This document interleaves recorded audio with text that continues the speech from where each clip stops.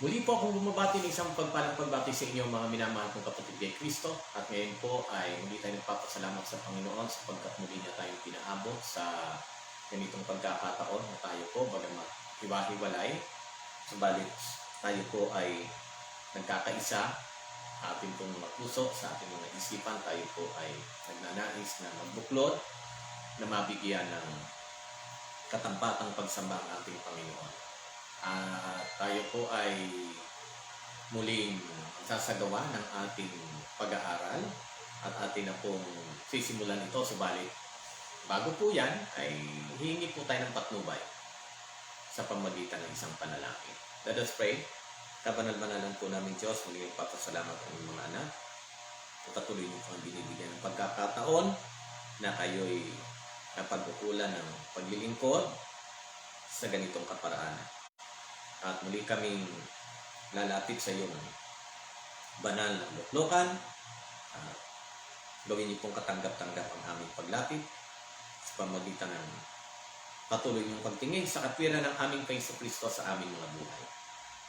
At walang sawang hihilingin namin ang pakikiisa ng banal na Espiritu upang patuloy naming matutunan, maunawaan ang mga bagay na nais ng aming malaman at pagsikapan sa tulong ng iyong biyaya na ito'y makita sa aming mga buhay. Maraming salamat po.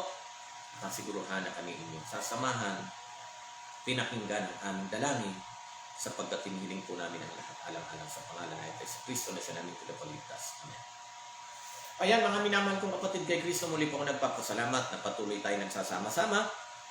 Ito'y nariyan at hindi na po tayo magpapaligoy-ligoy pa.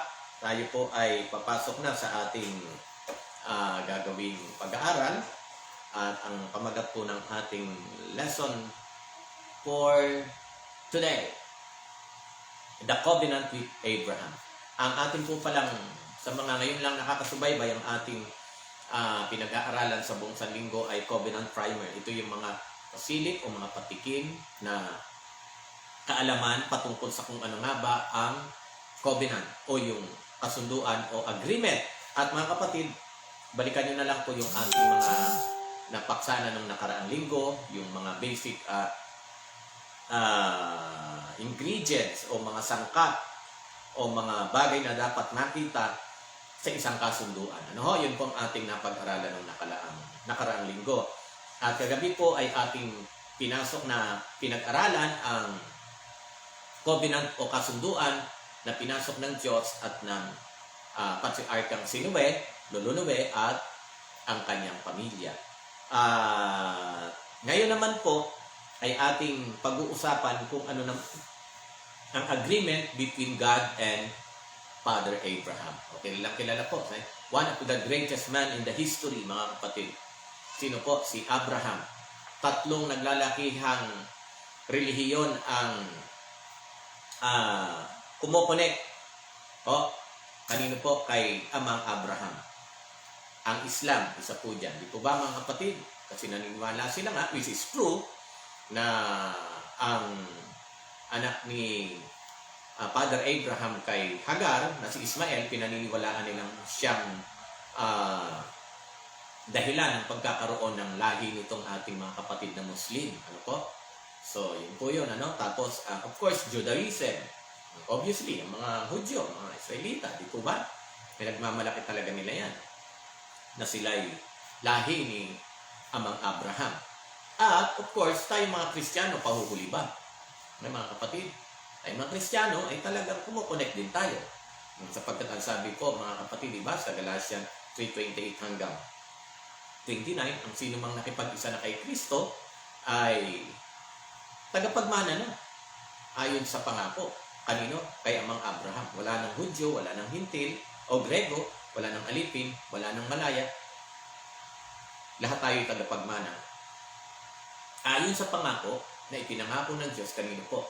Kay Amang Abraham. Ano nga ba itong covenant na pinagkasunduan ni Amang Abraham at ang ating Panginoon? So yun po ang ating tatalakayin sa gabing ito.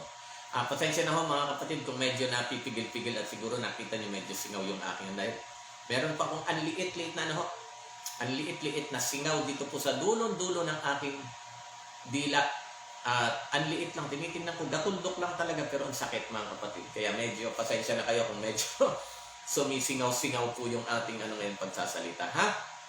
Kasi literal na may singaw yung ating dila. Okay, ang sabi dito mga kapatid, read, basahin ang Genesis chapter 12 verse 1 to 3 and list the specific promises God made to Abram. Ano po yung mga talagang detalyado, mga specific na pangako ng Panginoon kay Amang Abraham. Beno, basahin po natin ang Genesis Kapitulo 12, mga talatang 1 hanggang 3. Eto po. Sinabi ni Yahweh kay Abram, lisanin mo ang iyong bayan, ang tahanan ng iyong ama at mga kamag-anak, at pumunta ka sa bayang ituturo ko sa iyo. Eto na po, mga kapatid. Verse 2, pararamihin ko ang iyong anak at apo at gagawin ko silang malaking bansa. Pagpapalain kita at gagawin kong dakila ang iyong pangalan at ikaw ay magiging pagpapala sa marami. Ang sa iyo'y magpapala ay aking pagpapalain at ang sa iyo'y susumpa ay aking susumpain. Sa pamamagitan mo, lahat ng mga bansa sa daigdig ay aking pagpapalain. So ito po yung mga mula sa verse 2, balikan na lang natin mamaya o i-review nyo na lang sa inyong mga tahanan o sa inyong kung saan man kayo naroon, kung ano itong mga specific na detalye na ipinangako ng Panginoon kay Abram o kay Abraham. Ano po? So, ngayon, tingnan po natin ang katanungan na sinasabi rito ng ating leksyon at titingnan natin ang paliwanag. At say dito, notice that among these promises, God says to Abram that in thee, sa kanya po, shall all families of the earth be blessed. Diba? Yun po yung nasa talatang 3. Sa pamamagitan mo lahat ng mga bansa sa daigdig ay aking pagpapalain. What does that mean? Anong ibig sabihin? How will all the families of the earth blessed in Abram? Ngayon, tingnan po natin, paano ba nangyari na ang lahat ng ng pamilya o tahanan sa lupa ay makakaranas ng pagpapala in connection kay Amang Abram, mga kapatid. So, paano? So, sinasabi po rito, basahin po natin ang Galatians chapter 6 o chapter 3 verses 6 to 9. At ang sabi ito, in what ways can you see in this earlier promise, the promise of Jesus the Messiah? At paano daw natin makikita, ito po sa pangakong ito, na included dito ang pangako na kasama doon sino po, yung Messiah, which is ang ating Panginoong Jesucristo. At for me, kung akong tatanungin nyo, kahit hindi na tingnan ang paliwanag ng ating lesson, obviously, kasi isa sa mga apo, ganyan po, apo sa tuhod. At tanongin nyo po, Isaac, Jacob, and the 12 tribes. Saan ba galing ang ating Panginoong Jesucristo? Galing sa lahi ni Juda.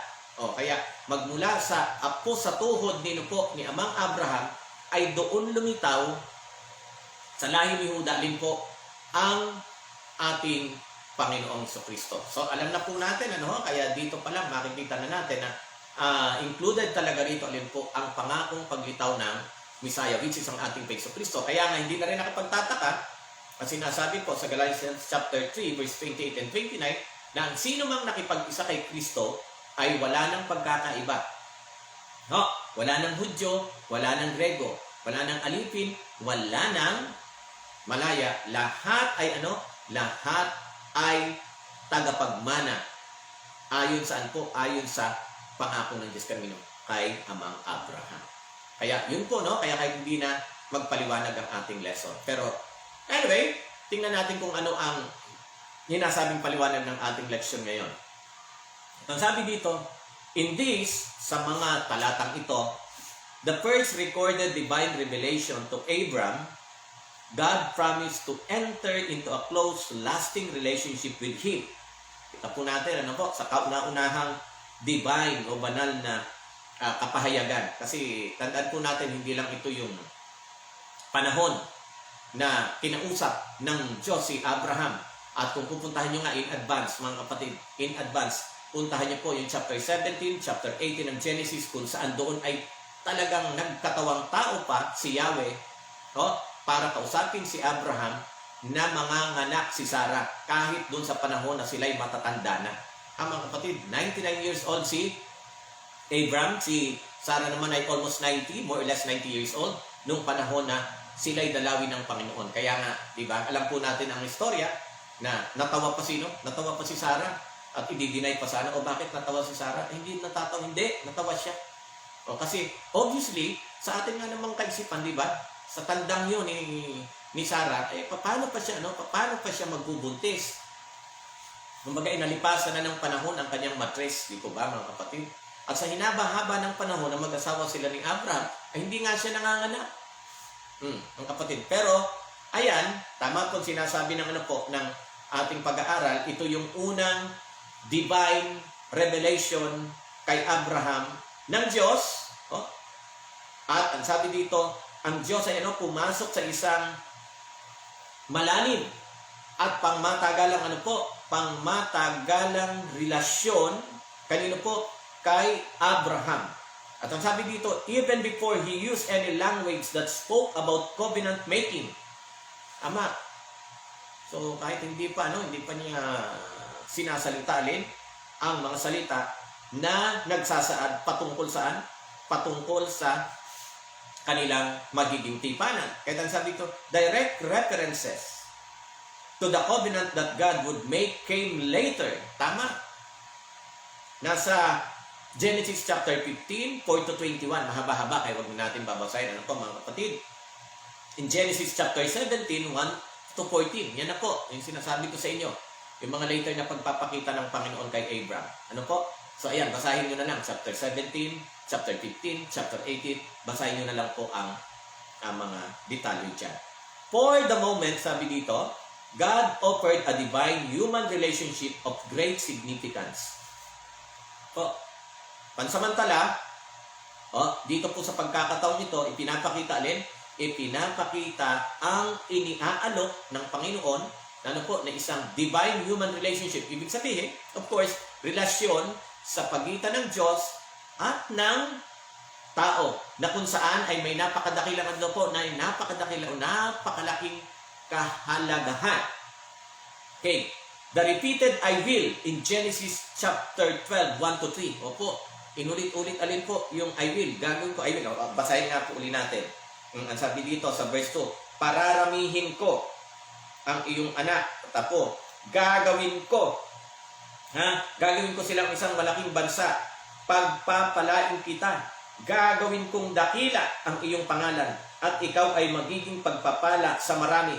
At sa iyo'y pagpapala ay aking. Pansinin niyo yung mga ay aking pagpapalain. At sa iyo'y sumumpa ay aking. Tingnan nyo yung ulit-ulit na dyan, di ba? Yung ay sa English yan, ay aking. Susumpain din. Sa pamamagitan mo, lahat ng mga bansa sa daigdig ay aking. O ayan na naman. Ay aking pagpapalain. Mga kapatid, again, ang sabi dito, the repeated, yung paulit-ulit na sinasabi ng Diyos na I will. Genesis chapter 12, 1-3 suggests the depth and greatness of God's offer and promise. Tama po. Dito makikita natin kung gaano kalalim, gaano kalawak, alin po ang iniaalok ng Diyos na kanyang mga ipinangako kanino po kay Amang Abraham. In addition, sabi dito mga kapatid, in addition, Abraham received a single but testing command. Pero sa kabila ng mga mga pangako na ito ng Panginoon, ay merong utos ang Diyos na talaga man ding hindi basta-basta ito. Ano bang utos ng Diyos, mga kapatid? Go forth and he obeyed by faith. Tama. Hamakin mo mga kapatid, sa dito, sinabi ni Yahweh verse 1, lisanin mong iyong bayan, ang tahanan ng iyong ama, at ang mga kamag-anak at pupunta ka sa bayan, ituturo ko sa iyo. Again, establisado na sino po, hindi madaling ano ito, establisado na siya sa isang lugar. Doon po sa Ur, kung saan ang Ur, kung pag-aaralan niyo po, sa panahon na nabubuhay ang amang Abraham, ay ang Ur po ay isang establisado at maunlad na city sa lugar po ng Mesopotamia. Mga kapatid, so ibig sabihin kung kayo po ay, para mas makarelate kayo ngayon, kung saan kayo ngayon, maaring nandiyan kayo sa lugar nyo ngayon, may negosyo na kayo, ay syempre yung community, kilala nyo na, kumbaga yung mga tao dyan ay, baga, gamay ka na sa madaling salita. At dyan ka na rin, kumbaga, nabuhay ng ano po, nabuhay ng matagal. At of course, yun na yung lugar na iyong kinagigiliwang panahanan. May kasabihan nga, di ba, sa English na home sweet home. Di ba? Home sweet home. So, tingnan niyo po kung gaano ka, no? Gaano ka lalim din at kabigat yung challenge ng Panginoon kay Abraham. Isang utos ito, ang daming pangako kay Abraham, pero hindi rin kumbaga sasabihin natin madali ang ipinagagawa ng Diyos kay Abraham. Umalis ka dyan. Kumbaga, kayo mga kapatid, sige nga. Sige. Kayo nasanay na sa lugar nyo. Diyan na kayo nabubuhay. Alam nyo na kung paano kumita dyan. Nandiyan ang mga kamag-anak mo. Tapos bigla ka na lang aalis. Tapos pupunta ka doon sa isang lugar na ni wala kang kakilala, ni wala kang kamag-anak, at magpapasimula ka uli. Mga kapatid, kaya hindi ganun kadali. Sa totoo lang po, subukan yung ilagay yung inyong paa sa sapatos ni Abraham. At talagang makaka-relate kayo. Sa totoo lang mga kapatid, dito po sa Manila dati, no? Ilang beses tayo bago tayo napunta dito sa lugar na ating tinidiran. Palipat-lipat. Ang hirap kaya ng palipat-lipat mga kapatid. Ang hirap ng palipat-lipat. Di ba? Kaya yung nanay ko, sige, alam ko po, sigway tayo ng konti, pero ito po ang sinasabi ko para by mere practicality alone, makaka-relate tayo, hindi lang puro tayo basa. Gusto ko pong mailagay natin yung ating sarili doon sa kalagayan ng ni Amang Abraham. Yung nanay ko po, sa totoo lang, siyempre matanda na, gusto namin na talagang mag-enjoy na lang din naman siya sa buhay niya, kaya pilit namin gusto sanang makasama rito sa Manila. Pero pag ginukuha namin siya papunta rito, hindi pwedeng ang isip niya talaga babalik at babalik. Gusto niya talagang bumalik doon sa Matnog, sa Sorsogon. Kasi doon siya namulat sa totoo lang. At hindi naiintindihan namin bakit doon siya naging tao, doon siya nagkaisip. Doon din naman sila nagkakilala ng tatay ko. Bago pumunta rito sa Manila. At ilang taon lang din naman tumira dito sa Manila, 3 taon sa Malaysia. Pero the rest ng kanyang buhay halos sa kanyang 70 years plus na edad, praise God, ay doon talaga siya nasanay sa Matnog.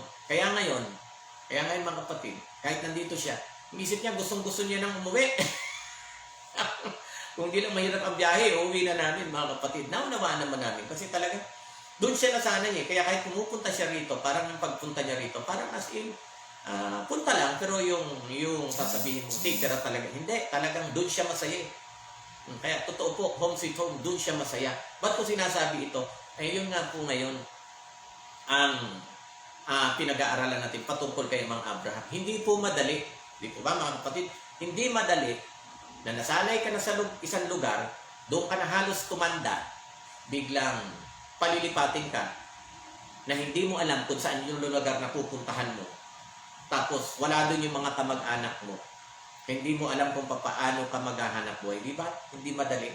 Pero nakita po natin, ang sabi po sa Hebreo, bilang, of course, kabilang, hindi mawawala ang Amang Abraham sa mga heroes of faith o mga bayani ng mga taong nirecord sa Biblia ng mga mananampalataya. Kung titingnan natin, yun ang inirecord Bakit naibilang si Father Abraham sa mga heroes of faith? Kasi ang sabi po rito, chapter 11, verse 18, ang sabi po sa kanya, nang kay Isaac nagmula ang magiging lahi niya.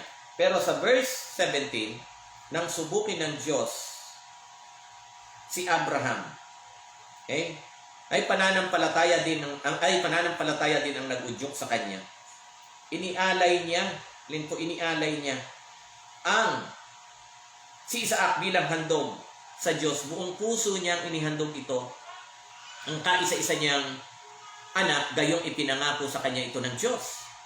Na kay Isaac magmumula, alin po, ang magiging lahi niya. Kaya kung ating papansin, simulan niyo po kahit sa 13 hanggang sa 16, nakikita po doon na na lahat ng sila, mga kapatid, ay tinawag ng Panginoon. Tinawag ng Panginoon. At si Abraham, sabi dito, ay kung titingnan natin kahit sa 9, dahil sa kanyang pananampalataya, siya ay nanirahan bilang dayuhan sa lupang ipinangako sa kanya. Okay? Mga tolda ang naging tirahan niya. Samantalang sa Ur, establisado na siya. Pero nung tawagin siya ng Panginoon, umalis ka dyan.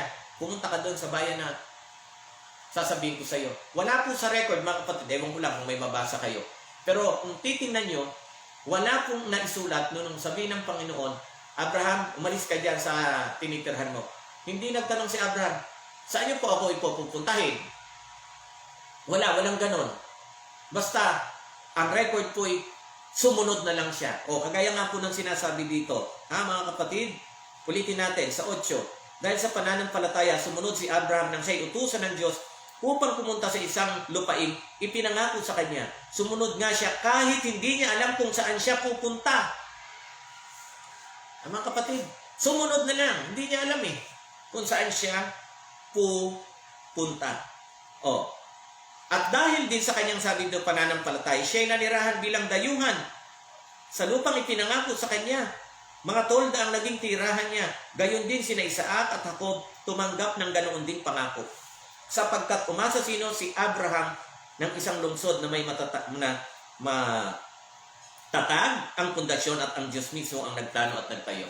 So dito, mga kapatid, ay makikita natin na kaya nabilang nabilang si Amang Abraham sa mga bayani ng mga mananampalataya. Kasi nga po, nakita po natin na siya ay sumunod sa Panginoon. Bagamat ang daming pangako ng Panginoon sa kanya, again, yung mga promises na yan, simulan niyo po sa verse 2 na lang, verse 2 hanggang 3. Kasi yung verse 1, nandun yung nandun yung kaisa-isang utos, nandun yung kaisa-isa, pero mabigat na challenge ito, mga kapatid. Mabigat na hamon ito kay Abraham. At yun na nga, yung umalis ka dyan sa iyong kinaroroonan. At ang sabi dito again, in addition, Abraham received a single but testing command, go forth, and he obeyed by faith. Sumampalataya siya. But not in order, makinig, but not in order to bring about the promised blessing. Hindi siya sumunod dahil sa meron ng pangako. Mga kapatid, tandaan niyo po, nahuli yung pangako, nauna yung utos na umalis ka dyan. Mga kapatid, tandaan niyo, alin na una? Yung promise ng mga blessing sa kanya o yung utos na umalis ka dyan? Ang nauna, yung utos. Mga kapatid, bago yung pag-pronounce o paglalahad ng mga pagpapala ng Diyos na ibibigay sa kanya. Kaya, at ang sabi dito, makinig po maigi, his obedience was the response of his faith to the loving relationship which God already had established. Ano pong dahilan? Ba't hindi na nagtanong-tanong si Abraham kung saan siya dadalhin ng Panginoon? Basta pag sa'yo ng Panginoon, umalis ka dyan, ay sumunod siya. Kasi meron na silang naipundar, meron na po nga po silang naitatag na na mabuti at nagmamahalang, kumbaga, ugnayan. Loving relationship. Meron na silang pagmamahal sa isa't isa, mga kapatid. Mas madaling salita, meron na silang matibay, matatag na ugnayan. Mga kapatid, so yung obedience na yun, again, was the response of his faith to the loving relationship which God had already established. Sino nagtatag nito? Ang Diyos. At of course, obviously, may response si Abraham. Kasi kung ulitin natin, kailangan sa covenant ay mag-agree, magkasundo ang dalawang party. Okay? Kaya, of course, si Abraham ay pumayon sa mga bagay na nais ng Panginoon. Sabi dito, in other words, Abraham already believed in God, already trusted in God, already had faith in God's promises. Ayun. Kaya pala hindi na walang kagatol-gatol na na sinunod ni Abraham ang tinig ng Panginoon kahit hindi niya pa naririnig na may mga blessings palang ipagkakaloob sa kanyang Panginoon. Sumunod agad siya kasi meron na siyang pananampalataya sa Panginoon, meron na siyang tiwala sa Panginoon, at kaya, mga kapatid, hindi na siya nagdududa sa mga pangako o kung ano man ang blessing na ipagkakaloob sa kanya ng Panginoon. Kaya, ang sabi dito sa atin, he had to, kinakailangan, otherwise, he never would have left his family and ancestral land to begin with headed into places unknown. Tama. Kasi kung wala siyang established na pananampalataya at tiwala sa Panginoon, bakit niya iiwan ganun-ganun na lang yung kanyang mga kamag-anak? At sabi ko nga po sa inyo, yung lugar kung saan establisado na siya. Tandaan niyo po, si Abraham ay hindi isa yan sa masasabi natin mayaman ding anak ng Diyos. Kasi may mga ari-arian yan, may mga tauhan din yan. Mga kapatid, establisado na siya. Okay na pero walang kagatol-gatol, sinunod niya ang utos ng Panginoon. Bakit? Dahil nga, ulitin po natin, dahil nga, meron na siyang matibay, matatag na ugnayan sa Panginoon. Okay? Sabi dito, his obedience revealed his faith both to men and to angels. Ang kanyang pananampalataya, mga kapatid, ang sabi dito, yung kanyang pagsunod ay nakita ito. Nakita ito ng tao at ng mga anghel. Obviously, mga kapatid, ito ba? Kitang-kita naman. Otherwise, tayo ngayon, ba't natin na lang? Kahit di natin nakita kasi nananampalataya tayo na ang Biblia ay salita ng Diyos. At dapat lang. Dapat lang. Ang sabi dito, kapag papatuloy, Abraham, even back then, revealed the key relationship between faith and works. Kinig maigi ito na naman. Sinabi natin to kasi dito naguguluhan yung mga ibang mga kapwa nating Kristiyano na pag ang pinag-uusapan ay pagsunod at paggawa ng mabuti, ay madalas binabato sa atin yung paratang na kulto, kung hindi man kulto, legalista. Di ba mga kapatid? Kasi iniisip nila na tinatrabaho natin ang ating kaligtasan. Kaya dapat mga kapatid, paulit-ulit na natin itong sinasabi. Ito lang po ang aking after ngayon sa gabing ito Itanim niyo po, itanim niyo po sa inyong mga isip na kahit paniwalaan tayo o hindi ng mga kapwa nating Kristiyano, basta kayo, dapat establisado sa inyo mga kapatid, at ganun din sa akin, yun sinasabi ng ating lesson ngayon. Na sabi dito, we are saved by faith. Sa kasaysayan at sa pananampalataya na nakita natin kanina po, kaya Mang Abraham, ipinapakita na rito ang relasyon sa pagitan ng ng pananampalataya at ng mabubuting gawa. Mga kapatid, at lagi natin tatandaan, ang sabi dito, na tayo we are saved by faith. Ano po ang dahilan bakit tayo naligtas? Una, biyaya, at hindi naman natin matatanggap ang biyaya din kung hindi rin natin ito pananampalataya na. Kaya ang sabi, we are saved by grace through faith in our Lord Jesus Christ. Kaya tandaan po yan, So, at dahil sa tayo miligtas ng pananampalataya, kaya dito, a faith that results in works of obedience. Tama. Yung pananampalatayang yan, meron pong ibinubunga. Ano pong ibinubunga ng pananampalataya? Ano pong binubunga ng kaligtasang ating tinanggap? Of course, merong ebidensya. Mga kapatid, di po ba? Merong ebidensya. Ulitin ko po ang sabi ng ating lesson, we are saved by faith. A faith results in works of obedience. Di ba? Totoo naman po yun. Yung obedience ay resulta ng ating pagsunod ay resulta ng atin na-establish na pananampalataya na tinanggap naman natin mula sa Panginoon. Kaya talagang sa Diyos lahat ng balik ng kapurihan. Mga kapatid? Again, wala tayong bahagi sa kaligtasan natin. Kung meron man, ay yun lang tayo po'y sumampalataya.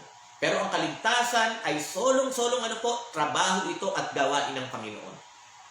Ang ating magiging bahagi ay yung panampalatayanan. Tanggapin, panampalatayanan. Alin po? Yung kaligtasan kanyang iniaalok sa atin.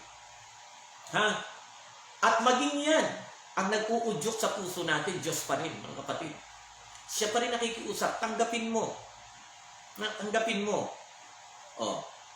Ngayon, mantanggihan mo, nasa iyo na yan. Pero purihin ang Panginoon, dahil tayo nga po, praise God, ay tinanggap natin alin po ang alok na kaligtasan ng ating Panginoon. Kaya, alam ko pong maliwanag sa inyo yan. Napang tinanong kayo, ligtas na ba kayo? Sagutin niyo lagi, opo, talagang ligtas tayo. Yung sasabihin nila, bakit? Alam mo, syempre, nanampalataya ko sa Panginoon, may duda ka? Kaya yung mga kapatid dyan na nagdududa pa sa kanilang kaligtasan, ay nako, medyo magpa-Bible study po uli kayo. The moment na ikaw, the moment na ikaw ay sumampalataya sa Panginoon, ligtas ka. Ligtas ka. Kaya lang, hindi tayo naniniwala naman doon. Ito naman ang danger, yung iba naman, minsan kang sumampalataya, kahit bumaliktad ka, ligtas ka pa rin, yun naman ang mali. Mga kapatid. Ang tunay na pinapakita rito, nagkakaalaman ang may tunay na na pananampalataya.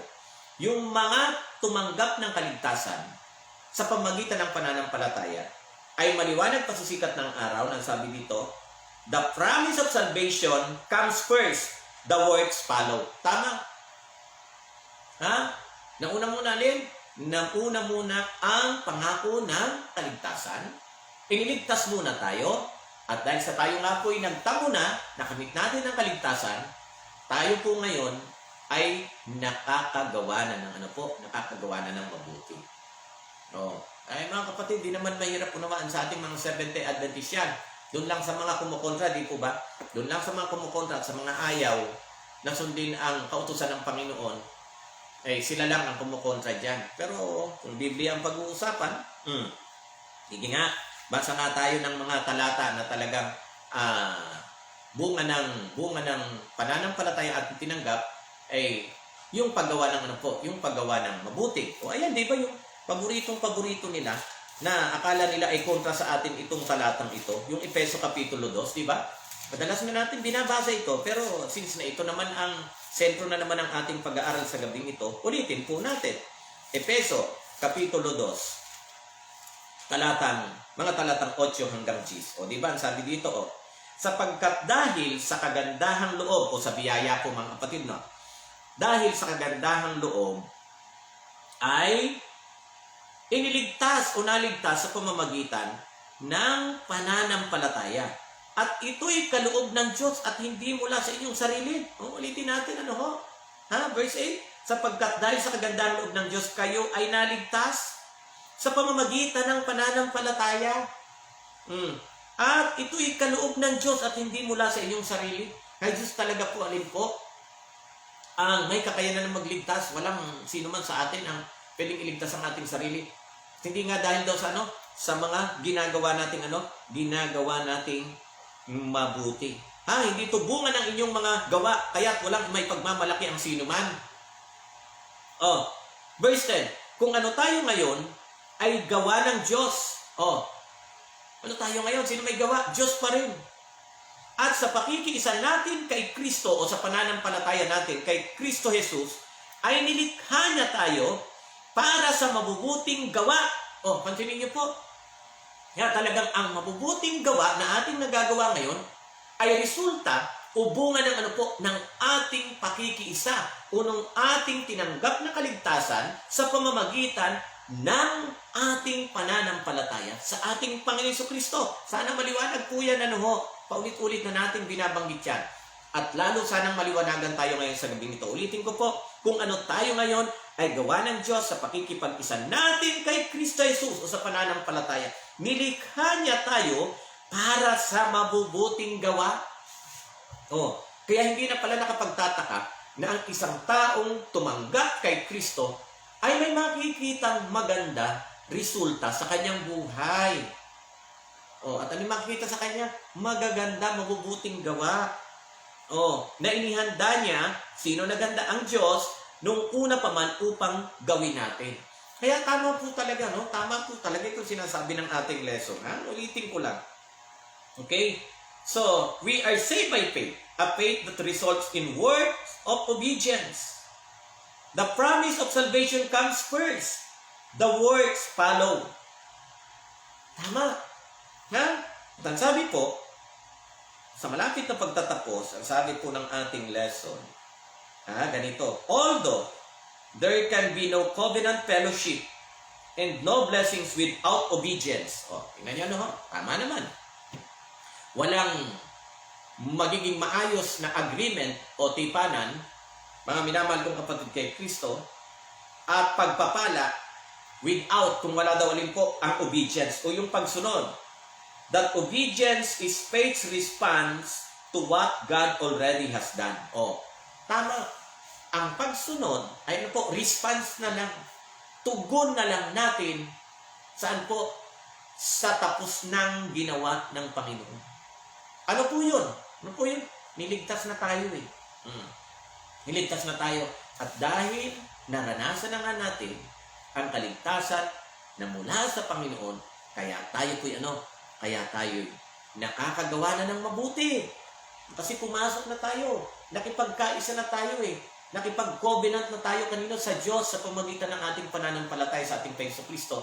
Kaya nga, tayo naman ngayon ay nakakagawa ng mabuti. Kaya sana mga kapatid, sabagay kung ayaw nilang paniwalaan yan mga kapatid, hayaan nyo sila, hayaan nyo sabihin nilang tayo'y kulto, hayaan nyo sabihin nilang tayo'y mga legalista, basta tayo alam natin ang tamang proseso ng kaligtasan. Ulit-ulitin ko po, wala tayong may pagmamalaki dahil walang sino mang taong kayang iligtas ang kanyang sarili sa sarili niyang kaparaanan at kakayanan. Kaya tayo niligtas, kaya tayo ligtas sapagkat biniyayaan tayo, kinaawaan tayo ng ating Panginoon. At siyang awa na yan ay matatanggap natin sa pamamagitan ng ating pananampalataya sa Panginoong Kristo. At dahil tayo pumasok sa Kanya, sa pakikipag-isa sa Kanya, ulit-ulitin na naman natin ang walang kamatayang sinasabi ng ating Kristo. Paano natin mapapatunayan na talagang tayo may tunay at buhay na relasyon sa Panginoon? Di ba? Sabi ng Kristo, if you love me, keep my commandments. John 14:15. Manamang isa sa paboritong talata niyan, if you love me, keep my commandments. Kung ako'y inyong iniibig, susundin ninyo ang aking mga utos.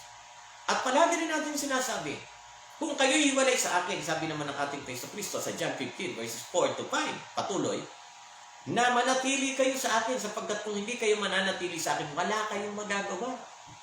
Tingnan niyo po, yung ating mga ginagawang mabuti ay dahil katibayan po yun. Katibayan po yun sa ating buhay na koneksyon. Sa ating buhay na pananampalataya. Bakit ko sinasayang buhay? Meron bang patay? Meron. Pananampalatayang walang gawa, patay. Katulad lang kanya ng katawan na walang hininga. Di ba mga kapatid? Sige nga, basahin nga po natin uli yan para at least maging maliwanag po talaga sa atin itong koneksyon ng mabubuting gawa at pananampalataya. Ang sabi po ni Santiago, kapatid po ito ng ating Kristo. Simulan nga natin sa talatang 22. James chapter 2, simulan natin sa verse 22. Dito'y makikita mong magkalakip ang kanyang pananampalataya at mga gawa. Alam niyo, tinutukoy na naman po dito mga kapatid, si Abraham. Napansin niyo kasi si Father Abraham ay hindi lang naman sumampalataya tapos gumangalang. Sige. Tingnan nga po natin dito. Simulan na natin sa verse 20 Tuloy-tuloy natin. Isa kang hangal. Nais mo pa bang patunayan ko sa iyo na walang kabuluhan ang pananampalatayang walang kasamang gawa? Di ba? Pag sinasabi mo lang ngayon, may pananampalataya ka, sabi ni Santiago, isa kang hangal. Gusto mo pa bang patunayan ko sa iyo na walang kabuluhan ang pananampalatayang walang kasamang gawa? Hindi ba't ang ating amang si Abraham? Makinig po Hindi ba't ang ating si Amang Abraham ay itinuring ng Diyos na matuwid dahil sa kanyang mga gawa nang ihandog niya sa dambana ang anak niyang si Isaac. Dito, eto mga kapatid, dahil nga sa ginawa ni Amang Abraham, anong sabi ni Santiago? Dito makikita mong magkalakip ang kanyang pananampalataya at mga gawa. Tingnan nyo, kaya hindi nagkukontra, no? Hindi nagkukontra yun. Iba pinagkukontra yung pananampalataya at pagsunod sa utos ng Diyos. Ay, pero dapat palang hindi pagkontra yun. Dapat nga nagkakasama yan, no? Ulitin natin. Dito ay makikita mo, magkalakip ang kanyang pananampalataya at mga gawa. At naging ganap ang kanyang pananampalataya dahil sa kanyang mga gawa. Kaya naging ganap dahil sa kanyang mga gawa. Verse 23, natupad ang sinabi ng kasulatan, si Abraham ay sumampalataya sa Diyos at dahil ito siya itinuring ng Diyos bilang matuwid at tinawag siyang kaibigan ng Diyos. Saan mo makikita yan? Genesis chapter 15 verse 6. Mga kapatid, at sa pagpapatuloy, sabi, diyan ninyo makikita na itinuturing ng matuwid ang isang tao dahil sa kanyang mga gawa at hindi dahil sa pananampalataya lamang. Mga kapatid,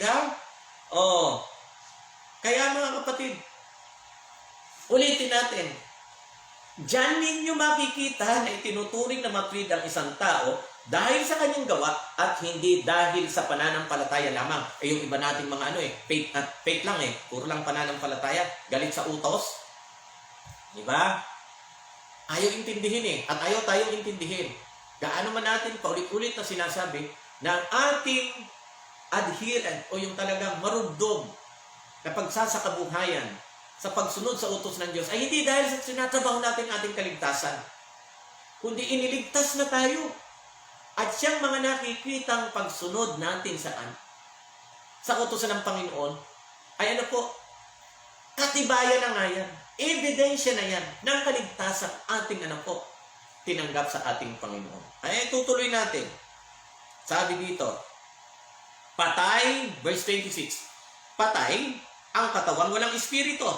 Kinig, tama. Wala kang hininga, patay ka. Diba? Anong silbi ng patay? Wala. Kailangan na talagang ilibing. O kaya ngayon, uso yung cremation, lalo na kung COVID ang naging dahilan ng kamatayan. Patay ang katawan ng walang espiritu. Gayon din naman, patay ang pananampalatayang walang kasamang gawa.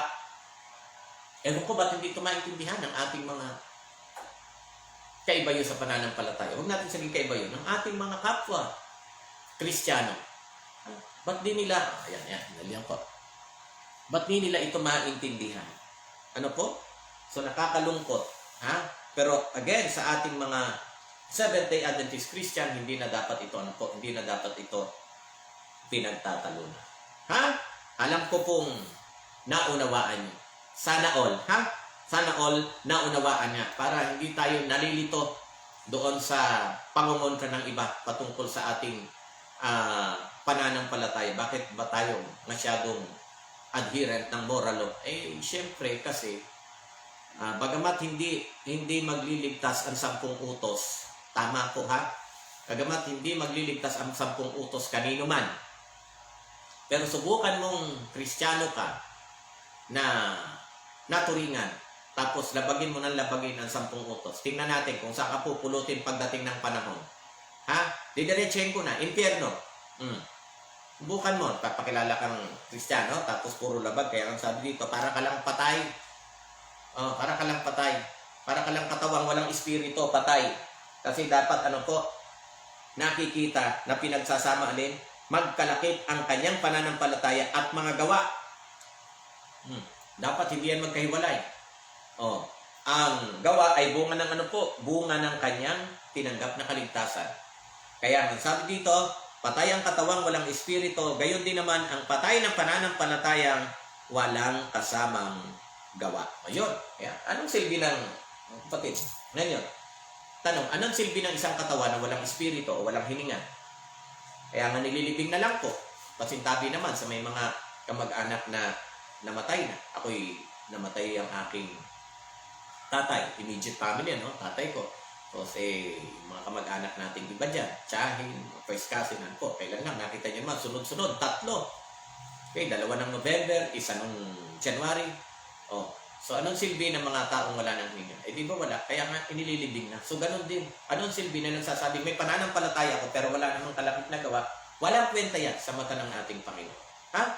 Kung gusto mong magkaroon ng halaga, ang iyong pananampalataya na ipinagmamalaki sa Diyos ay kinakailangan may resulta, may bunga na nakikita sa iyong buhay, kapatid ko. Kaya nga sabi dito, itin po natin no covenant fellowship and no blessing without obedience. That obedience is faith response to what God has already done. Again, response na ito If you love me, keep my commandments. Ayan po yan. Such faith, sabi dito, illustrates the principle of 1 John 4:19. Ganun mo din pananampalataya. Pinasa dito, ang binabanggit nga po ng 1 John 4:19. Ano bang meron sa 1 John 4:19?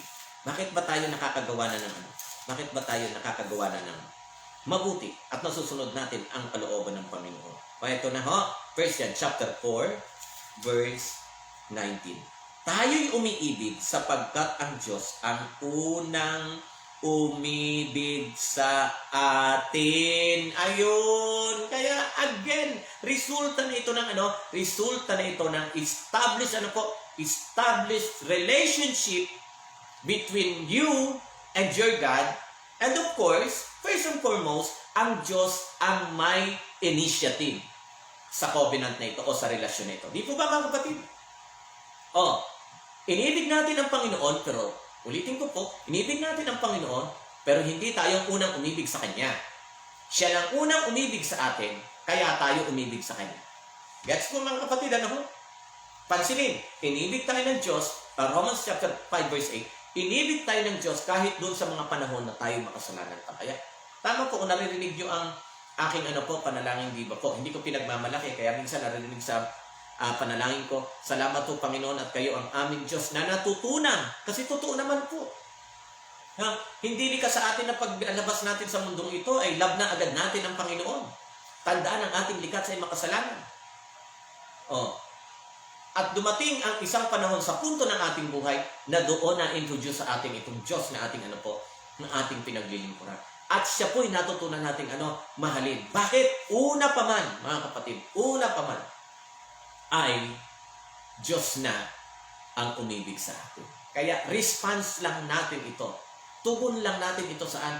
Sa pagmamahal na ipinagkaloob niya sa atin. Kaya nga mga kapatid, ulitin ko, katulad ng sinasabi dito ng ating lesson again, His obedience, yung obedience ni Father Abraham, his obedience was response of his faith to the loving relationship which God already had established.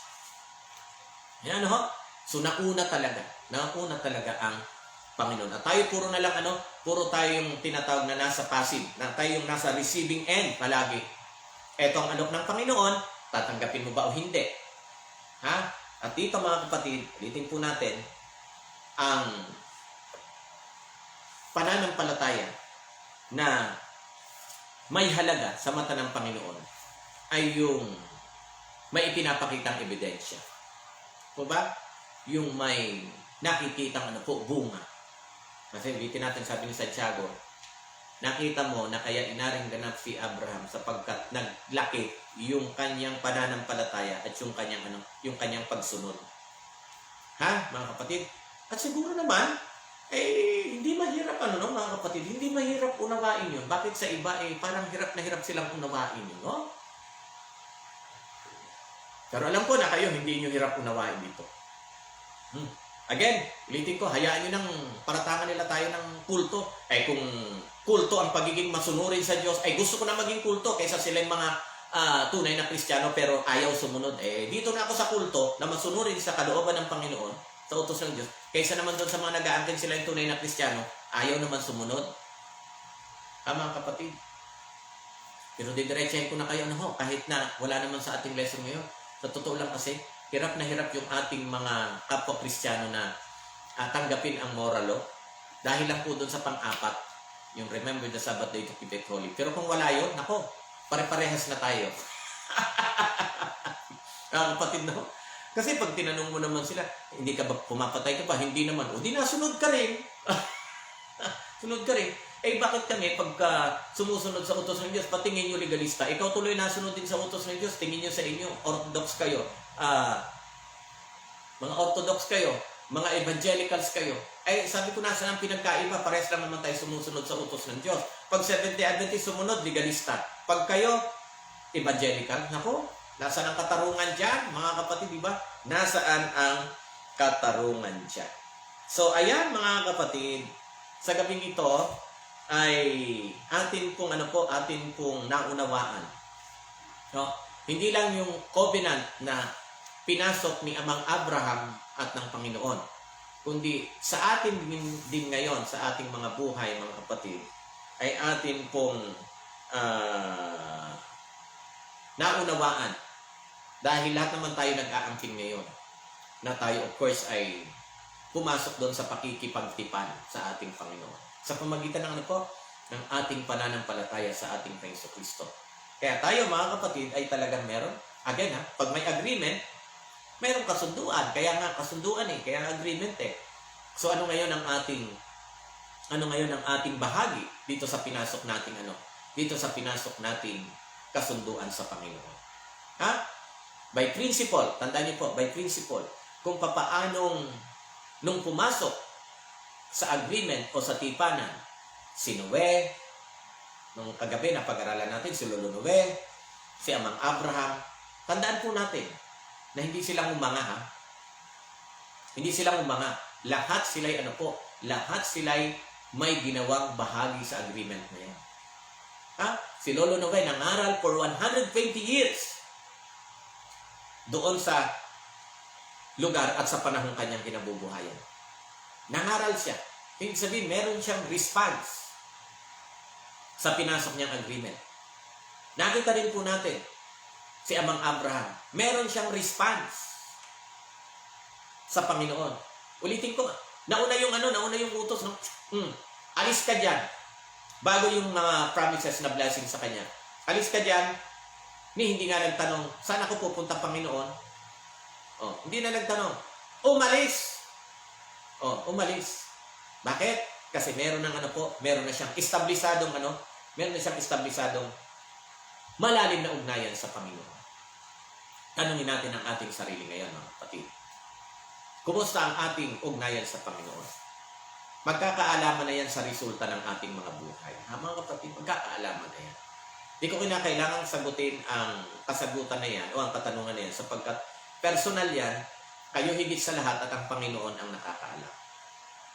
But by principle, tandaan, gaano man natin pinagmamalaki na tayo may pananampalataya sa Panginoon, pero kung walang nakikitang resulta at magandang bagay sa ating mga ginagawa o sa ating buhay, sabi ni Santiago, inutil yan.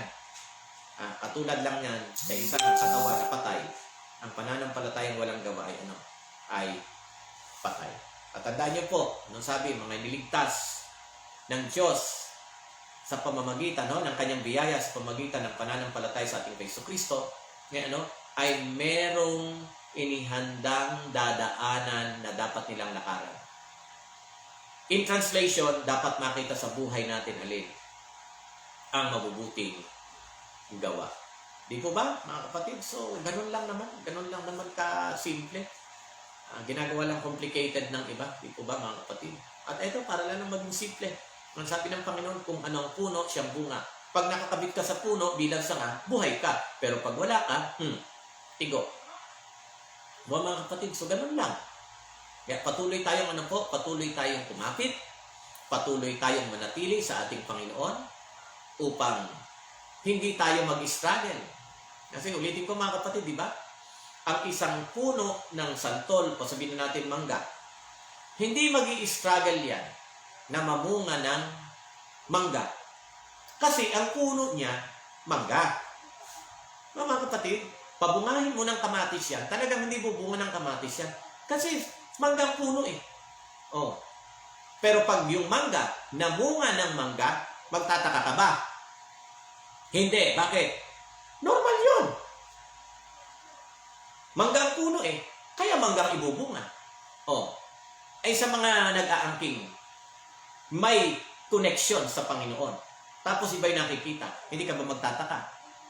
Kaya, eto, bago tayo magtapos, one time, nabanggit ko na rin po ito, pero alala ko po, nung makausap ko at makatapat ko ang pastor ng Born Again, pastor nila Brother Buboy, ni Brother Cesar Montano, doon sa kanilang bahay. Sabi, akala ko Bible study. Pagdating doon, supalpalan pala nangyayari. Mga kapatid, ang tanong agad sa akin, paano ang kaligtasan sa inyo? Kasi iba nga yung connotation sa atin pag Seventh-day Adventist, yun na nga, kulto, legalista. Paano ang kaligtasan sa inyo? Sinagot ko rin sa diretso. Abay, niligtas kami sa pamagitan ng biyaya. Biyaya ang nagligtas sa amin sa pamagitan ng aming pananampalataya sa aming Panginoong Kristo. Nagulat siya. Sabi, bakit? Lagi niyong pinangangaral na kailangan sundin ang 10 utos. Sabi ko, Pastor, diretsahan sagot. Diba sabi ni Kristo, kung anong puno, siyang bunga. Sabi ko sa inyo ba? Ano ba turo sa inyo? Ha? O ito, sandali pa lang. Ako, mga kapatid, dali ha? At atin pong naglulubat. Wait lang.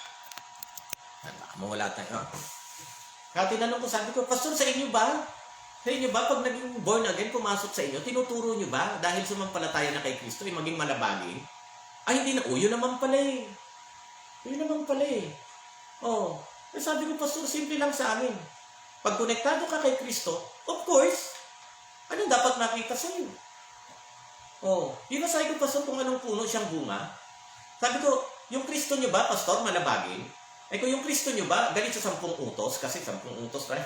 Yung Kristo nyo ba, Pastor, galit sa 10 utos? Pakita ka nga ng talata kay isang talata na yung Kristo nyo ay galit sa 10 utos at kapag ang Kristo nyo may makita ka galit sa 10 utos, suluhin mo yan. Diretsahan talaga kasi diniretsa niya ako, diniretsa ko rin siya. Sabi ko kasi, Pastor, ang alam ko yung Kristo ng Biblia, masunurin eh. At yung Kristo ng Biblia, ini-endorse na sumunod sa utos ng Diyos, hindi lumabag. Kaya sabi ko, maghanap ka ng Kristo ng Biblia na ini-endorse na wag sundin ang 10 utos, lalo't partikular yun ang tanong mo.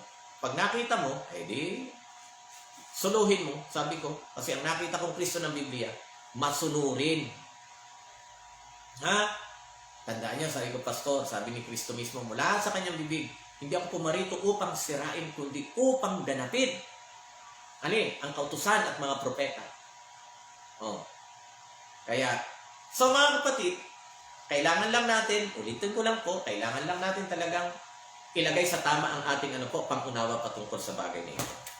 Again, yung pagsunod ni Abraham sa utos ng Diyos ay response na yon dahil sa meron siyang dahil sa meron na siyang na-establish na magandang ugnayan, may tiwala na siya, may pananampalataya na siya. Kanino? Doon sa Diyos na kanya pinaglilingkuran. So, ganun din sa atin. Ang ating mga ginagawa ngayon ay pagpapatunay ng ating ng ating na-establish na relasyon sa Panginoon. And of course, katibayan yan na tayo'y iniligtas na ng Panginoon. Mga kapatid, kaya naggagawa na natin ang kanyang kalooban. Ayan, marami pa akong gustong sabihin, mga kapatid. Marami pa akong gustong sabihin, pero I hope na naunawaan nyo. Sa tingin ko, kung hindi nyo pa naman naunawaan, hindi ko na alam kung paano kung paano ko papaunawan na sa mababaw at mas makakarelate tayong lalo sa ating pag-aaral dito po sa paksang ating pinag-aralan sa gabi nito. So again, the covenant with Abraham, nakita po natin, nakita po natin, sa dinami-dami ng sa dinami-dami ng aking sinabi, basta tandaan, yung naging response ni Father Abraham o ni Abram sa Panginoon ay bunga na yun ng establisadong relasyon niya sa Panginoon. Kaya tayo mga kapatid, atin din pong sikapin sa tulong of course ng kanyang biyaya na maging matatag, maging matibay ang ating relasyon sa Panginoon kasi hindi tayo pwedeng magmalaki Puro tayo pananampalataya, sabi nga ni Santiago, no? Puro ka pananampalataya, walang gawa, patayan, walang kwenta yan. Inutil yan, inutil yan. So nakita mo na kaya natuwa ang Diyos kay Abraham dahil sa magkalakip yung kanyang pananampalataya at napatunayan niyo na tunay ngang mayroon siyang pananampalataya dahil sa mga ginawa niya. Mga kapatid, dahil sa mga ginawa niya. Ano bang ginawa ni Abraham? Umalis doon sa lugar na kanya nang kumbaga kinalakhan. Iniwan yung mga kamag-anak. Dinala sa Mount Moriah ang kanyang anak na si Isaac para ihandog sa Panginoon. See? Kaya hindi ngumanga si Abraham. Hindi siya tumunganga. Ganon din si Lolo Noe, si Abraham. Lahat sila'y lahat sila'y may ginawa. Dahil sa may pinasok silang agreement o tipanan sa Panginoon. Mga kapatid, kumusta? Kumusta na? Kasi lahat naman po tayo may pinasok na pakikipagtipan sa ating Panginoon. Hoping and praying na may nakikita talagang ebidensya sa ating mga buhay para naman mapatunayan na totoo nga tayo ay iniligtas ng ating Panginoon. Ayan, maraming salamat. Kanina po imabot tayo ng mahigit 120. Ngayon po nasa 110, kaya sasamantalayin ko na habang marami pa tayo. Ang mga hindi pa po follow at nakaka-like ng ating Facebook page Paglapit kay Kristo, paki-follow po, paki-like. Okay? So, follow and like. At sa YouTube po, meron tayong YouTube channel. Paki-subscribe naman po at paki-hit, pindutin nyo yung kalembang dyan o yung notification bell para lalo po, lagi po kayong updated sa ating mga ginagawang program o anumang bagay ng mga tinatalakay natin. Ano po? So muli, maraming salamat po sa inyong mga minamahal ng kapatid kay Kristo. And thank God, salamat po kung isinama niyo ako sa inyong mga panalangin. Thank you so much, no? Sa mga hindi naman ako naisama, ay thank you pa rin po sa inyo. At least nandiyan kayo. At mas bumuti naman po yung pakiramdam natin kung sa pakiramdam kaninang umaga. Hari nawa, yun nga po mga kapatid, ay wag po talaga tayo matuluyan, ha? Kasi medyo so naman, init-init na naman kasi dito sa Pilipinas ngayon. Tapos ito nga, may COVID pa tayong, kumbaga, iniiwasan. Kaya, isama nyo rin po ako sa inyong mga prayers na sana yung ating immune system ay lalong palakasin ng ating Panginoon. Ha? Para hindi tayo basta-basta tabla ng anumang mga karamdaman. Anyway, uso na naman po ngayon sipon, lagnat, ayan, ubo. Mailayo po tayo dyan. Now, ay pupunta po tayo sa pagbabasa po, no? Punta na naman po tayo. Tawag po dito. Sana makita ko po ang inyong mga makita ko po ang inyong mga comment. Yun man lang ang aking maiganti sa inyo. Ano po? So, pakita ka. Magpakita ka. So, ito po mga kapatid, may watch party pa rin, pero mawawala na rin po ito. O sino-sino? Ano ba naman? Sino-sino pa ito? Po natin. Nida Manalang. Ate Nida, maraming salamat, ha. Ikaw ang unang nakita ko dito sa watch party. Natividad, Guagua, Pampanga po ito si Ate Nida. Mr. Cecilia Baal, nakilala ko po siya sa Pampalay. Maraming salamat po. Esther Lazaro, maraming salamat din po sa inyo. Rodel Magno Amansik at si Mami Julie, maraming salamat Brother Rodel at Mami Julie. Sencha Lanosda, maraming salamat po sa inyo rin. Ganon din kay Sister Angelina Bautista Robes, kay Sister Castle Janet na isa sa mga top fan natin. Ibig sabihin, pag may top fan na nilalagay ang Facebook ay halos wala pong absent yan. Maraming salamat po Sister Castle Janet. Maria Teresa Ponce Bangro, maraming salamat din po sa inyo. Sister Ann Arsiaga at Dario Cambe, maraming salamat. Good evening, kakabsat. Good evening din, kakabsat. Ibig sabihin, kaibigan ba o ano? Nasa Ilocano ito, kakabsat. Lorna Ferrer, magandang gabi rin po sa inyo. Sister Adigo. At sino pa ito? Isabel Robes, thank you so much sa iyo kapatid na Isabel Robes. Tapan din po natin. Nimpa Mendigoren Custudio. Joyce Espirito. Okay, Sister Joyce, opo, nakita ko yung binasa ko yung iyong prayer request, no? Kaya para patunayan po na, sabi ko nga po, kung may mga prayer request kayo, pwedeng ipunta nyo na po sa ating Facebook page. Ay puntahan nyo kasi mas, ayan, Mr. Joy, ayan o, Joyce Espirito, nakita nyo po, ayan o, Joyce Espirito, nakita ko po yung kaya. Sabihin talagang concerned po ako sa inyong mga message, no? Kaya ulitin ko po, para hindi na rin makadagdag sa oras ng ating program, yung mga prayer request po kayo na hindi naman emergency, ilagay nyo na po sa ating Facebook page Paglapit kay Kristo at babasahin ko po talaga yan at ililista po natin. So, Nina Dumasing Asuncion. Oy, Australia ito, Sister Nina Asuncion.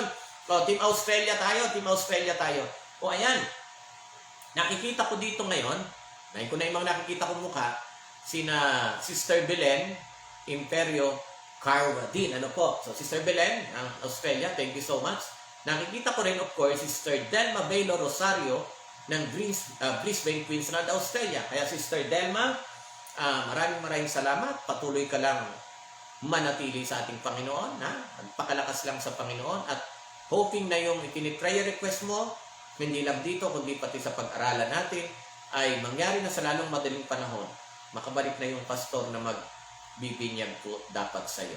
So, speaking of Australia, of course, nandyan din sila Brother Tugang Abi Andales sa Sydney at ang aking tita Nonata Thompson, Tita Carmen Brown, I love you mga titas Sister Gretchen Magbanwa Abiniel, Ate Marilu Babatid, at ganun din po, of course, nandyan ang Santos family at yung individual na Santos, yung mga Santoses po ito, Brother Cedric, at hindi mawawala, of course, ang aking Ate Joylyn at Kuya Norman Milarpes. Diyan naman po sa Melbourne, Queensland.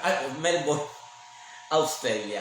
Ano po mga kapatid? So, napaghahalo-halo natin na iiba natin yung geography, no? Ayan. So, muli, maraming salamat sa inyo po dyan sa Team Australia natin. Sa panguna mo ngayon, Sister Nena Dumasing Asuncion. Okay? Julie, ayan nabati ko na rin kanina, no? Pero batiin ko lang rin. Mami Julie Amansek. Mother po ito ni Brother Rodel Magno Amansek. Okay? So, pupunta po tayo ngayon dito po sa pangmalakasan. Ito yung maraming comment dito. Ariel Espirito, good evening, brothers and sisters in Christ. To you, Brother Richard, shout out po kay Michelle Oldfield and Rita. Mr. Michelle Oldfield and Rita, pinapa-shout out kayo ni Brother Ariel Espirito. Dina Daray, Brother Richard, thank you po sa lesson tungkol sa tipan kay Abraham. God bless po always.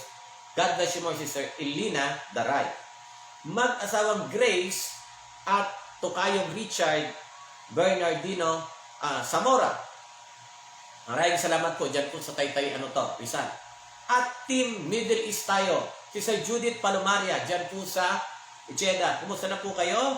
Sister Judith, keep safe po kayo. O batiin na natin. Ang mga naalala ko, Sister Mika Navarro sa Kuwait at Sister Sarah Pereira Porto. Dyan naman po sa Oman, Qatar. At of course, damay na natin. Sa Israel naman po, nandiyan naman si Sister Edna Sigal, isa pong Tub Laila para sa inyo, Sister Edna Sigal. So far, yan po naalala ko ng mga tagapanood natin sa Middle East. Sa pangunguna mo ngayon, si Sir Judith Palomaria. Eunice Tugay Tusi, maraming salamat po. Okay. Gemma Seriritan Kibite. May the Lord bless us all. And more blessing to your program and good health always. Salamat po, Sir Gemma Kibite. Elena Macatol Bander. Ito, Germany ito. Good evening, God bless all. Maraming salamat, Sister Elena Bander. Germany, batiin na rin natin, Sister Bina Bacharo Villa. Diyan din po sa Germany. Dan Alcarpio. Maraming salamat po sa iyo, kapatid. Maririna. O eto, Team Japan tayo. Nahin natin dito muna sa Osaka. Osaka, si Brother Nathaniel Generao. Kapatid, ingat po kayo dyan, Not of course, sa Kikugawa, sa Nagoya, nandyan ang Tita Grace Takagi. Tita Grace, alam ko kung nasaan ka. Hindi ko sasabihin, Anyway, Tita Grace, maraming salamat Keep safe yung kalusugan. At Sister Susan Mandaruman, Garulakan, mag-asawang Kenneth at Army Villesa. Anak ito ni Tita Grace at Manugang. Sa Korea, ang mga Nakano, sa Kikugawa, ang mga Sujima at mga patira natin Bisaya. At of course, sa Tokyo, nandyan, marami dyan. Sir Annabel Matsumoto, Cristina Tinay Masi, Teresa Tooyama, Eli Perez Yamano, Sister Marites San Mosora, kapatid ha, maraming nagmamahal, nananalangin para sa iyo, ang aking magandang kumari, Crisanta de Vera, ang aking tita at tito Eli Balin at tita Emma at tito Elo Ballesteros, na mga Bicolano rin, at mga kapatid nating mga Pilipino, hindi ko na mabanggit isa-isa. Basta mga nag-asikaso ito sa amin talaga sa Japan nung nandun kami. Diyan sa Tokyo. At of course, sa Chiba, nandyan po si Sister Shea Villasis Ricanya, ang kanya ring maganda at mabait na kapatid si Sister Girlie Otsoka, Ate Lynette Kasuya, Sister Mamay Puruta, Jimenez Sisters, at of course, nandyan na rin sila Sister Bang Borbon, batina natin, Brother Kim Ducor, at of course, ang ating Yuli Pound, ang aking Yuli Pound na Ate Joy Joy Malago, na taga Pampanga, pero nandyan ngayon po sa Saitama, Japan. Ayan, kanina nakunbaw na ako kahit umaga, dapat uhaya. Ngayon, tama talaga ito. Sa inyo dyan, lahat sa Japan, isang malakasang kunbanwan! Tomo! Arigato! Sa inyo dyan, ha? Sa panguna mo ngayon, Sister Maririna. Pero nakikita ko, nandiyan ang Tita Grace ko. Tita Grace, alam ko na saan ka, pero hindi ko sasabihin. Okay, keep safe, keep safe. Luisa Alikbusan Ligan, maraming salamat po. Glory Camper, ito naman, taga Alicia Isabela. Na ibang narabiim, inyo amin, Sister Glory Camper. Sara La Chica, magandang gabi rin po sa inyo. God bless you more. Ganon din kay si Richie Budoy. Maraming salamat po. Si Ate Leia o Sister Leia Gumayagay ng Maribeles, Bataan. At nabanggit ko na kanina, ito na naman, banggitin ko lang din po ulit. Nandiyan pa yata rin, ano? Nandiyan pa nga. Sister Belen Imperio Carwa din ng ng Australia. Sabi ni Brother Ariel Espiritu, tama po hanggat maaari kung sinasabi natin tayo ng palatay kay Kristo, gumawa tayo ng mabuting gawa para sa Panginoon. Praise God. Okay? Rodel Mag naman sa paraan nilang gusto pumuri sa Diyos, kaya hirap nilang tanggapin ang mga utos o ang paraan ng Diyos. So, Greg Carunan, Brother Richard, prayer, pakikiramay sa pamilya ng ating kapatid na mayapa na po si Kuya Santiago Bartolome. Nako. Okay, nakikiramay. Pagpayan natin sa Panginoon siya masigit na nakakaalam. Ano po? Pinag-pray natin, pero laging ang kalooban ng Panginoon ang ating masunod. Ito ha.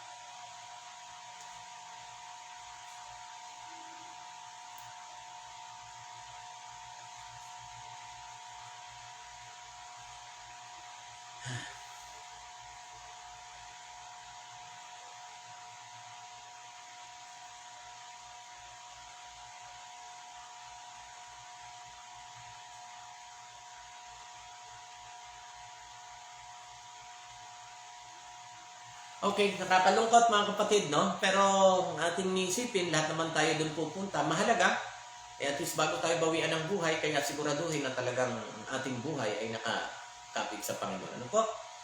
May sama rin po natin, no?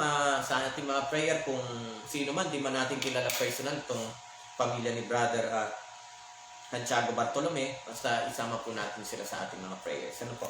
Dave Thompson, ay kapatid dito, I love you tol. Mel, sa aking hipag at sa aking tatlong rosas na mga pamangkin. Davy Rose, Divine Rose, at Diana Rose. Mga pamangkin maging mabait, masunurin kay mama at papa. Ayan. Los Biminda Sabio San Jose.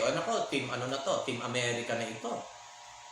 Kapangunguna ni Tita Los Biminda Sabio San Jose, na kapatid naman ni Brother Boyet at Sabio sa France. Mamaya, babatiin natin din sila. Dito muna tayo sa Amerika.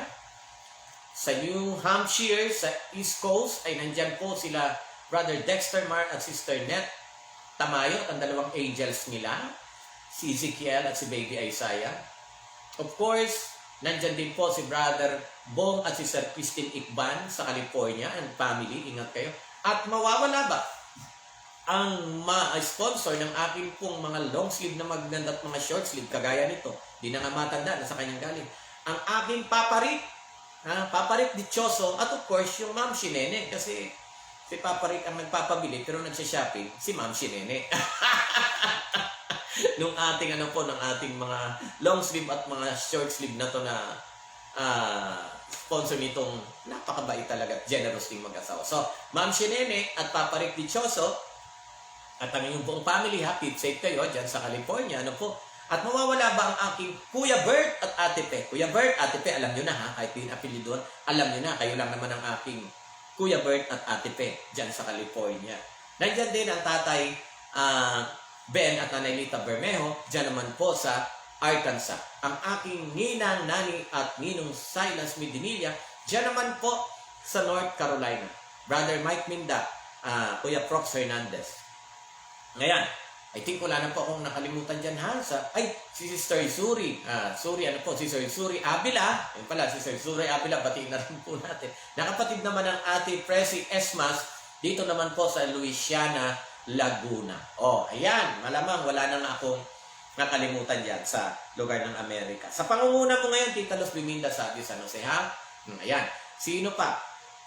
Ate B. Rosales naman ng San Jose, Mindoro Occidental. Maraming salamat po. Sister Wilma Eddie Malyari ng Bohol, Team Bohol natin ito. Ninita Garcia, Sister Lilian Lazaro ng Sapang Palay. Okay? At ito po, nabanggit ko na kanina, pero ulitin ko lang, nandyan pa rin naman yata ang aking Ate Joylyn Balajay Milarpes, at of course, ang aking Kuya Norman. Milarpes, dyan nga po sa Melbourne. At ang buong family, of course. Sino pa? Salamat po Ate Nida sa pakikikondolence po sa pamilya nila Brother Santiago Bartolome. Ito na, nandito pala. Nandiyan ka pala, Sister Edna, no? Sir Edna Sigal. Muli, isang malakas na Laila Tum para sa iyo. Okay? Si Dino Jeruel, Brother Richard, nag-iwan na ng halimbawa si Kristo, dapat nating sundin, kaya dapat din tayong magpakabanal tulad ni Kristo. Praise God, tugang. Diyos maray na bang gitabig sa imo, Diyos mabalos. Hello po, Brother Richard, maamin kong humingi ng panalangin para po sa aking tatay na si Randy Ocampo. Siya po ay may pneumonia. Okay? Hindi po.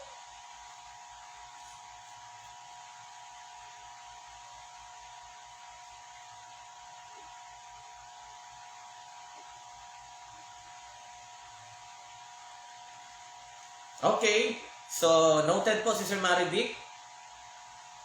Pag nakay Kristo na po tayo, pagsunod sa lahat ng kautusan, magiging magaan dahil sa pag-ibig natin sa Diyos. Tama ka ulit dyan, tugang na si Denio Jeruel. Lenny Mopera, maraming salamat si Sir Eloy Sagalvez. Share natin si Sir Karina Joshua Amanda. Brad, pray po mother ko, matanda na daw po siya at nanunok sa punso po siya. Sabi daw po ng nagtawa sa kanya, naku po, okay mo ganyan ang sinasabi mga kapatid, di ba? Aling mamatay tayo, huwag tayong pupunta sa mga yan pinapayo natin kami mga kamag-anak kayong ganyan, mamatay na lang po tayo huwag tayong magpupunta sa mga ganyan dahil sigurado may makikita at makikita yan.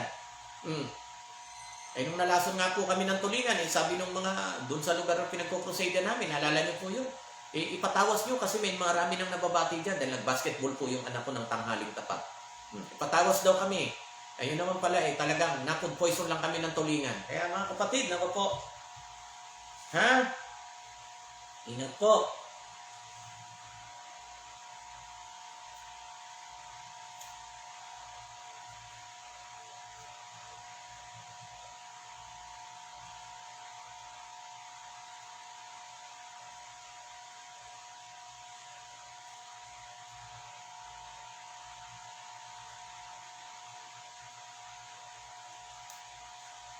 Okay, so sino pa ito? Sister Lucy Dongo de Guzman, of course. Maraming salamat Sister Lucy. Tatay, ulitin ko lang, nabati natin. Tatay Ben Bermejo at Nanay Lita. Royce Prime, ito ay team, Team Rome, Italy. Brother Royce Prime, Sister Mayta Rosa, Sister Dorothy Vianes, maraming salamat sa inyo. At speaking of Italy, meron din po of course mga kapatiran tayo sa Milan. Sino-sino yung mga nasa Milan naman, Italy? Sister Cherry Bloom, Sister Prisa Salan Corrales, Sister Belinda Timbol, Sister Belinda Timbol at Brother Lino Ranoco. Sa iba pang mga kapatiran natin dyan sa Milan, Italy. At of course, yun na nga po, nabati rin natin yung ating mga kapatiran sa Rome, Italy. Salamat Brother Royce Prime, Royce Prime. Sister MJ Pablo, mawawala po ba yan? Ayan, ang pangalan ng nanay ni Sister Karina Amanda ay Abigana. Justina Abigana, okay.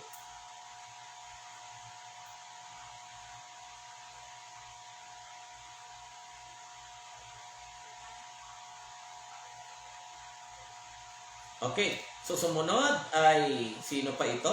Alfredo Alvaro Jr. Maraming salamat po. Brother Kusait Gaberia, thank you so much.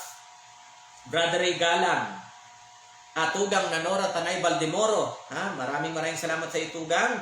Diyos Mabalos Tabi. Sino pa ito? Helen Sanchez. Oy, Sister Helen, salamat po. At Brother Ruel Labajo. Okay, thank you so much sa inyo. Tingnan nga po natin dito sa kung may makikita tayo. Okay.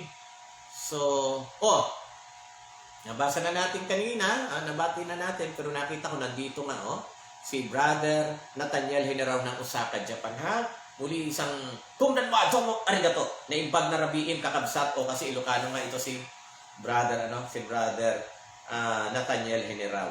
Sino pa ito? Oy, si kapatid na Penny, Katie Dea, DA. Maraming salamat sa iyo, kapatid ha, I love you. I love you. Okay, so far wala na po akong nakikita, wala na rin po akong nakita dito, mga kapatid ha. So tayo po ay babati pa. Batiin lang natin uli itong mga nanonood din ng replay. Sila Kuya John Mers ng Ireland at si ate, ingat po kayo dyan. Si Sir Will Makadaig at si Sir Yori Antonio Cañada, dyan naman po sa Taiwan. Of course, sa Paris, France, hindi mawawala. Ito yung grupo, sila Sister Jane, Sister Risa, Sister Lucy, Sister Sharon, si Nanay Lisa, si Brother Boyet Sabio, si Elder Galang, at si Elder Jerry. At yung iba pa po ay nakalimutan ko na lang din yung mga pangalan. Susunod talaga, ililista ko ng lahat-lahat kayo dyan. So basta dyan po sa ating team, Paris, France, maraming salamat po sa inyo. At lahat po kayo, mga kapatid, sa mga dako ng mundo ko, ay hangad ko na kayo nasa pinakamabuting kalagayan. Okay, let us pray. Kabanal-banalan po namin Diyos, muli pong nagpapasalamat sa iyong pinagkaloob na pagkakataon. At ngayon po ay natunghayan muli namin ang isa na namang napakagandang aralin patungkol sa mga pakikipagtipan mo sa iyong mga anak.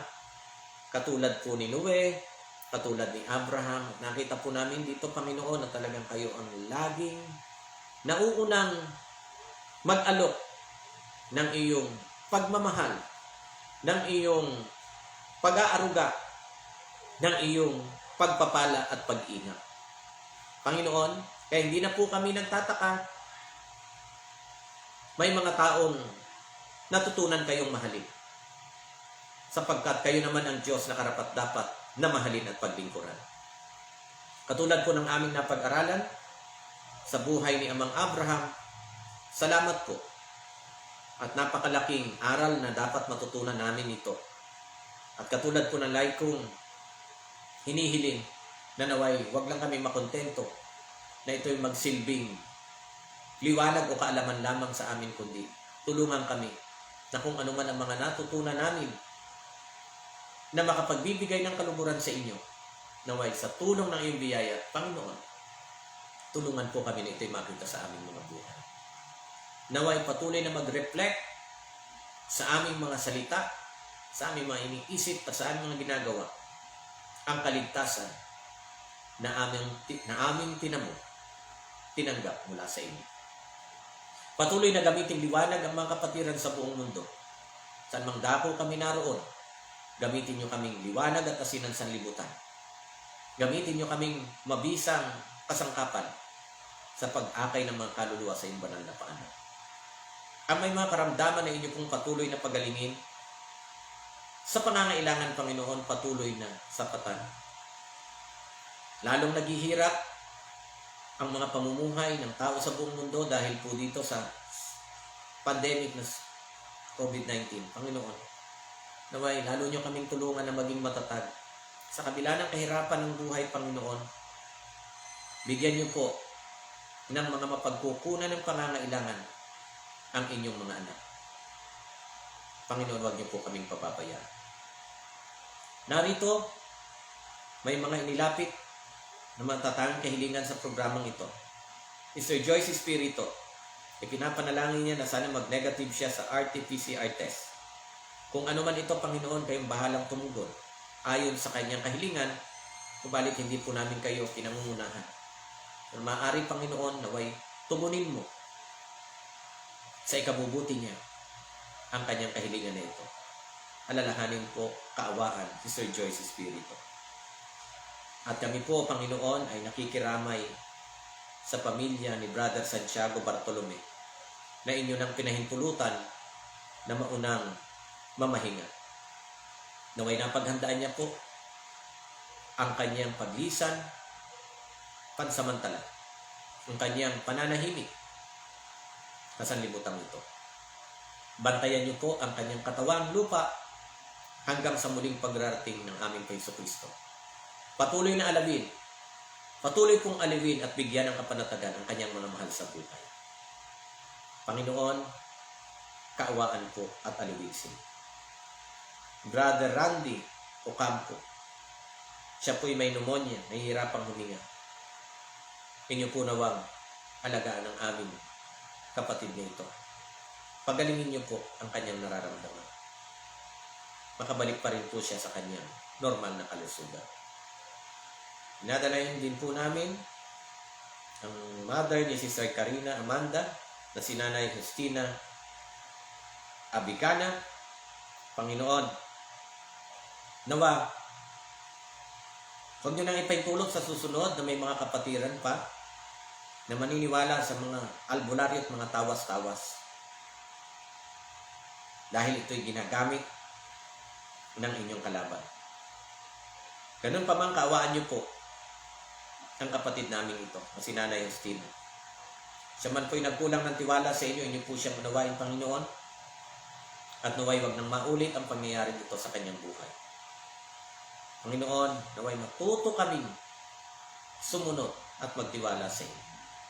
Nadalayan ko pong patuloy, Sir Frank Sabig, sa kanyang kalagayan. Ingatan po siya. Naway ang kanyang karamdaman ay magsilbing wake-up call para sa kanya na kay kanyang kilalanin at paglingkuran. Pagalingin niyo po nawa ang kanyang karamdaman at gamitin niyo rin pong mabisang instrumento ang katauhan ni Brother Dexter Martamayo para po kay Sir Frank Sabix. Kaawaan din po ang kanyang buong pamilya. Panginoon, nadalayan ko rin po patuloy ang ating Tita Grace Takagi sa kanya pong naranasang karamdaman ng mga nakaraan. Naway totally healed na po siya, Panginoon. Alisin niyo sa kanya ang anumang masamang sakit sa katawan. Pagpatuloy niyo pa po siyang magamit sa paglilingkod sa inyo. Lahat ng mga kapatiran, Panginoon, naway patuloy naming maranasan ang inyong pag-iingat, pagpapala higit sa lahat ng inyong pagmamahal. At idinadalayan ko rin po ang buong mundo na nawa sa kabila ng pangyayaring ito naway magsilbing panggising sa bawat isa upang kaming lahat ay lalong magkaroon ng pagnanais na kayo ay lalo naming matutunang mahalin at paglingkuran. Kung may nakitang pagkukulat, pagkakasala sa bawat isa, kami po inyong patawarin, Panginoon. Maraming salamat po sa kasiguran ng indalangin na inyong pinakinggan pagkat tinilin po namin ang lahat alang-alang sa pangalan ng Kristo na siya naming tagapagligtas. Amen. O yan mga minamahal kong kapatid ni Kristo, muli akong nagpapasalamat po. Talagang maraming salamat po. At kahit hanggang sa prayer, nandiyan kayo. Nasa 50 plus pa rin po tayo. Pag mulat ko kanina, 52, ngayon ay 51. Thank you so much po talaga sa inyo. Ano po? So, sino-sino pa itong nakikita ko rito na bago, ha? Binek, Animal, salamat po. Hintayin ko tawag natin. Opo, hindi busy ha kapatid at marami tayong inaasikaso rin. Kausapin po kita, mag-asawang Calvin. Oy, sandali Calvin, ano nangyari? Bakit kandila? Message ng mga anak. Gwen at Calvin Monteseren, dyan po sa Palawan. Mag-message ka nga sa messenger ko bakit kandila itong profile mo ngayon. Okay? So, Aisel Nakotchon, thank you so much sa iyong kapatid. Alam kong gabi na nga dyan sa inyo sa Australia. Australia rin ito, si Sister Aisel, ano? Okay? So, ingat kayo dyan at maraming salamat po muli sa inyo. Okay? Thank you po. Magandang prayers. Dedicated DA. Maraming salamat kapatid. I love you. Keep safe ka kung saan ka man naroon. Okay. So, ayan. Wala na po. No? So, sa pangalan ng ating nag-iisang Diyos, ang pinaglilingkuran isang Diyos na itong persona, Ama, Anak at Espiritu Santo, Ito po muli ang inyong kapatid sa Panginoon Jesucristo, Brother Richard Thompson, na patuloy pong nagpapanukala na kung luluobin ng Panginoon, akin pong pinapanukala na hanggang sa huling hininga ng aking buhay, ay malugod o masaya ko kung gugugulin ang aking paglilingkod sa Panginoon sa loob ng kanyang minamahal na iglesia ito, Seventh-day Adventist Church. Sana tayo po'y magkaisa. Ano nga ng mga kabataan ngayon, sabi nga, sana all, magkaisa po tayo. At tayo po'y magpapanukala. Tulong at biyaya ng Panginoon, tayo papanukala. Maglilingkod, mananatili, magtatapat. Patuloy na magtitiwala at higit sa lahat, patuloy na magmamahal para sa ating Panginoon.